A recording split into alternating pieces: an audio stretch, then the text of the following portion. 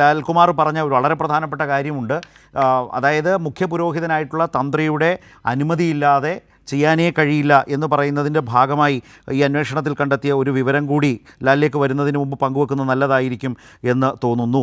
അതായത് ഇടവമാസ പൂജയ്ക്കായി 2019 5 മാസം 14 തീയതി അവിടെ ശബരിമല നട തുറന്ന 14 മുതൽ അവിടെ 19 വരെ തന്ത്രി രാജീവരർ തന്ത്രി ചുമതല വഹിച്ച് ശബരിമല സന്നിധാനത്ത് ഉണ്ടായിരുന്ന കാലയളവിനുള്ളിൽ ശബരിമല ശ്രീകോവിൽ വാതിൽ കട്ടിളപ്പാളികളും പ്രഭാമണ്ഡല പാളികളും അഴിച്ചെടുത്ത് ഒന്നാം പ്രതി ഉണ്ണികൃഷ്ണൻ പോറ്റിക്ക് കൈമാറിയ തീയതി സഹിതം പറയുന്നത് 18-ാം തീയതിയിലെ ഉഷപൂജയ്ക്കും ഉച്ചപൂജയ്ക്കും അത്താഴ പൂജയ്ക്കും 13-ാം പ്രതി തന്ത്രി കണ്ഠരര് രാജീവരർ തന്ത്രി ചുമതല വഹിച്ച് സന്നിധാനത്ത് സന്നിഹിതനായിരുന്നുവെന്ന് ഈ കേസിൻ്റെ അന്വേഷണത്തിൻ്റെ ഭാഗമായി ശേഖരിച്ച തെളിവ് രേഖകൾ വിശകലനം ചെയ്തതിൽ നിന്നും രേഖപ്പെടുത്തിയ സാക്ഷിമൊഴികളിൽ നിന്നും വെളിവായിട്ടുള്ളതിൽ നിന്നും അങ്ങനെ ശബരിമല സന്നിധാനത്ത് നിന്ന് തന്നെ തെളിവെടുത്ത് മൊഴിയെടുത്ത് ഈ കട്ടളപ്പാളികളും എല്ലാം അഴിച്ചുകൊണ്ട് പോകുമ്പോൾ അതിനെ ആചാരവിധി പ്രകാരം അതിലെ അപാകതകൾ ചൂണ്ടിക്കാട്ടേണ്ട മുഖ്യപുരോഹിതനായിട്ടുള്ള തന്ത്രി അത് ചെയ്തില്ല, അവിടെ സന്നിഹിതനായിരുന്നു. നേരത്തെ ലാലു പറഞ്ഞതിനോട് ഞാനൊന്ന് കൂട്ടിച്ചേർത്തതാണ്. പൂർത്തിയാക്കിക്കോളൂ. അപ്പം ഞാൻ പറഞ്ഞു വന്നത്, ഇത് അദ്ദേഹത്തിൻ്റെ അറിവോടുകൂടി അല്ലാതെ ഒരു കാരണവശാലും ഇത് പുറത്തു പോകാൻ പറ്റില്ല.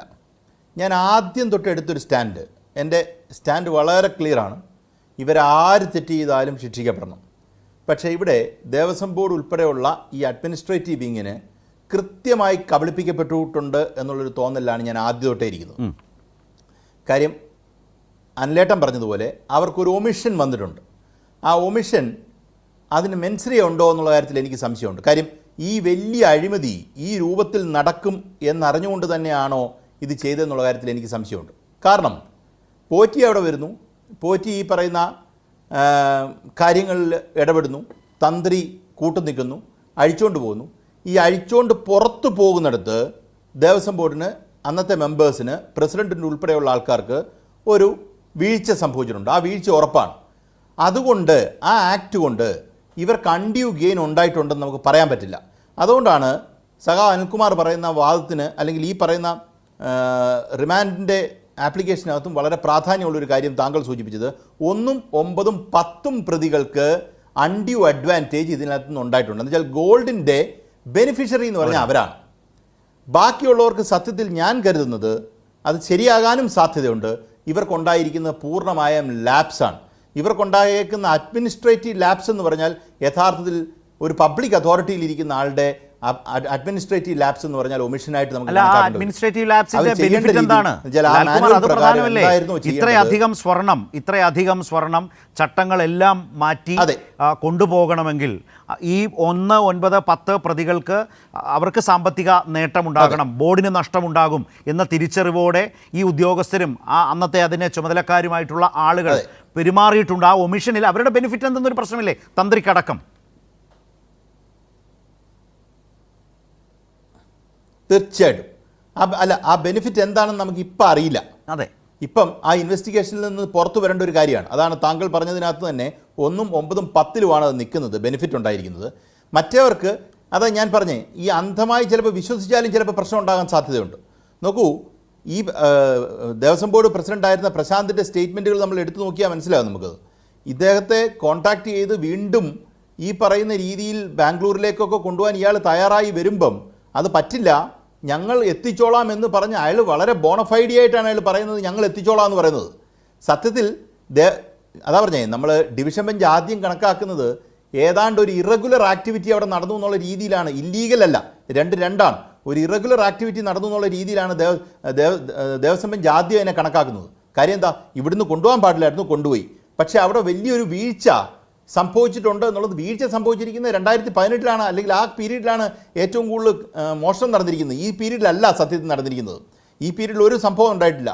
അപ്പോൾ ഇത് ഈ പറയുന്നതിനെ മറയ്ക്കാൻ വേണ്ടിയാണോ ഇയാൾ വീണ്ടും വന്ന് ഈ കാര്യങ്ങൾ ചെയ്തതെന്നുള്ള കാര്യത്തിൽ എനിക്ക് നല്ല സംശയമുണ്ട്. അല്ല, നമ്മൾ coming back to the matter, ഇതിനകത്ത് ആരാണ് അഡ്വാൻറ്റേജ് ഉണ്ടാക്കിയിരിക്കുന്നത് അല്ലെങ്കിൽ ട്രൂ ബെനിഫിറ്റ് ഉണ്ടാക്കിയിരിക്കുന്നത് എന്നുള്ളത് ഇപ്പം നമ്മുടെ മുന്നിലുള്ളത് 1, 9, 10 ആണ്.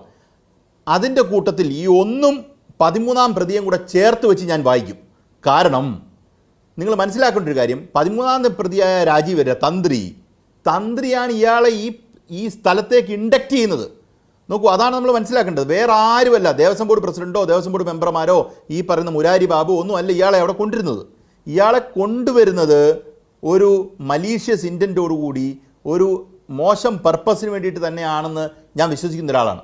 അപ്പം നമ്മൾ ബെനിഫിഷ്യറിയിലേക്ക് വന്നാൽ വരാൻ പോകുന്ന ദിവസങ്ങളിൽ 13ാമത്തെ പ്രതി ബെനിഫിഷ്യറിയുടെ ലിസ്റ്റിൽ വരുമെന്നാണ് ഞാൻ അടിയുറച്ച് വിശ്വസിക്കുന്നത്.